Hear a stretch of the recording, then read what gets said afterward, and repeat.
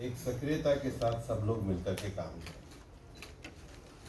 क्योंकि clean air का विषय सरकार की प्राथमिकता का विषय है।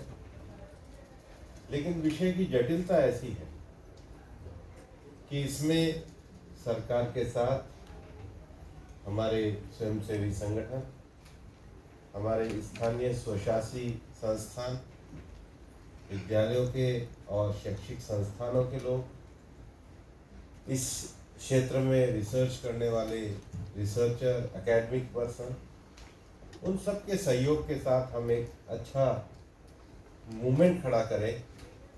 और मुझे ये बताते हुए खुशी है कि आज हम एक नई अप्रोच के साथ काम कर रहे हैं, जिसमें हम ये चाहते थे कि विभिन्न नगरों में स्वच्छ वायु के लिए इनोवेशन हो, हेल्दी कंपटीशन हो।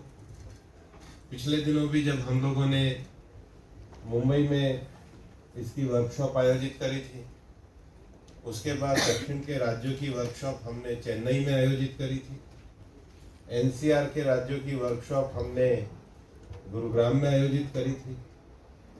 और अगर मैं बहुत ऑप्टिमिस्टिक होकर कहूँ तो बहुत सारे म्यूनिसिपल कमिश्नर्स ने, बहुत सारे जनप्रतिनिधियों ने नए नए तरीके से अपने शहरों में किस प्रकार से क्लीन एयर के लिए काम कर सकते हैं, वो विषय हमारे सामने रखे। और इसलिए आज जो ये ब्राउशर हमने इशू किया है, बैंगलोर में बहुत अच्छी प्रैक्टिस, मल्टीपल मेजर्स किए गए व्हीकल पॉल्यूशन को लेकर के।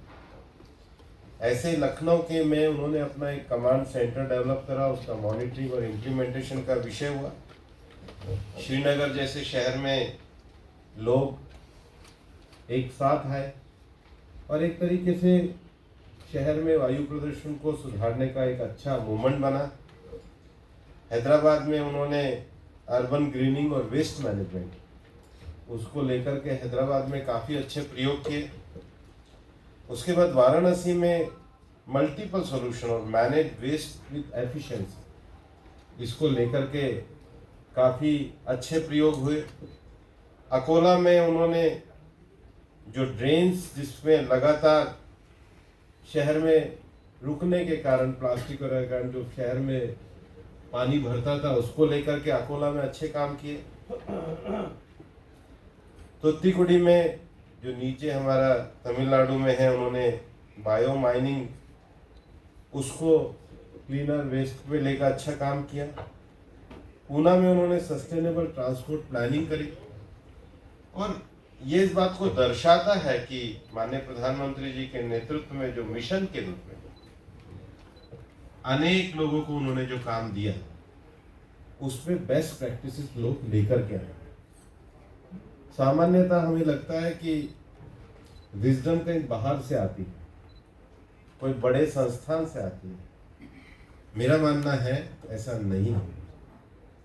विजडम हमारे लोगों के अंदर है, और उन छोटे छोटे लोगों के भी अंदर है जो दूरस्थ कई शहर में बसे हुए हैं। हमें उन्हें प्रमोट करना चाहिए, आगे लाना चाहिए, ताकि वो हमारे सबके उदाहरण बने। और आज जो हम लोगों ने एक पॉजिटिव तरीके से ये 8 शहरों का ये जो ब्राउशर निकाला है, मेरे को लगता है ये सबसे बड़ी हमारी उपलब्धि है। और उन शहर के सभी नागरिकों का हम अभिनंदन। हम चाहते हैं कि ये जो इनोवेशन है, जो नवाचार है, ये एक मूवमेंट बनना चाहिए।